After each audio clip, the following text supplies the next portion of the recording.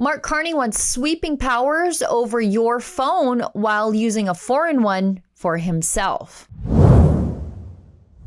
Prime Minister Mark Carney wants sweeping new powers over Canada's telecommunications system, but according to a recent Wall Street Journal report, when it comes to his own high-level communications, he's reportedly relying on a UK-based cell phone to communicate with foreign leaders. If true, the irony, of course, is impossible to ignore. We all know the Carney government is pushing Bill C-22. It's legislation that would significantly expand the Liberal government's authority over Canada's telecommunications sector in the name of national security. The bill would give the federal government broad powers to issue security orders to telecommunications companies, require providers to comply with government directives, and increase federal oversight of Canada's communications infrastructure, which includes your personal cell phone. C-22 creates the legal framework for a modernized lawful access regime in Canada, something that law enforcement and our security services have been asking for decades. Now, Canadians are being told these extraordinary powers are necessary because secure communications matter. Apparently, though, that principle may not apply to the Prime Minister himself, or he thinks it doesn't apply to him, but I'm pretty sure it does. Now, according to the Wall Street Journal, Carney has continued using a British cell phone while speaking with foreign leaders. If that reporting is accurate, Canadians deserve a whack of answers. The issue isn't simply where the phone was purchased. Nobody actually really cares about that. It's about whether the Prime Minister is following the same security, transparency, and record-keeping standards imposed on everyone else in government, and now, to some extent, through Bill C-22, the public.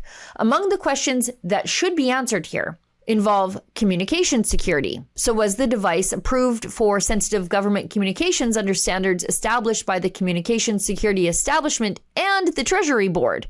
He also needs to answer questions about government records. Were official calls, text messages, and other communications retained in accordance with the Library and Archives of Canada Act and federal information management policies? Carney needs to answer access to information questions too.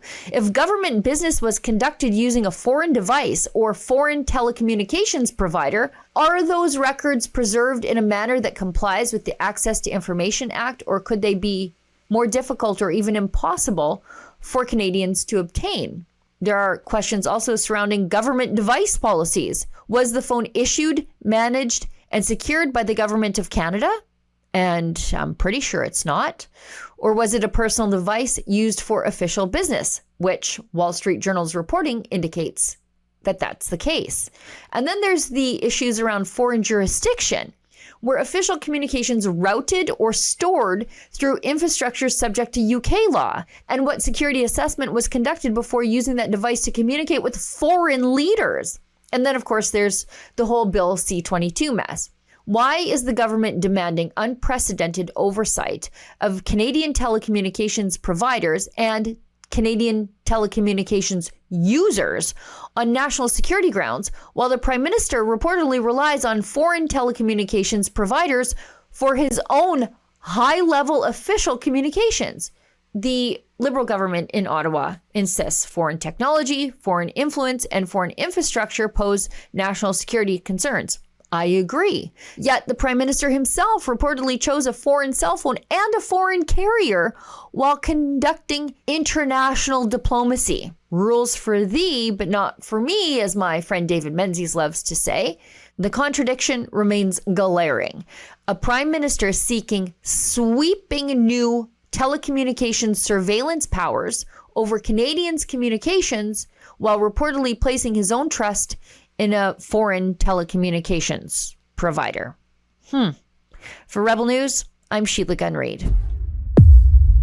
If there are access records relating to Mark Carney's British cell phone, allegedly, I'm going to do my best to get my hands on them. If you want to help me do that, you can donate to our special access filing fund at rebelinvestigates.com.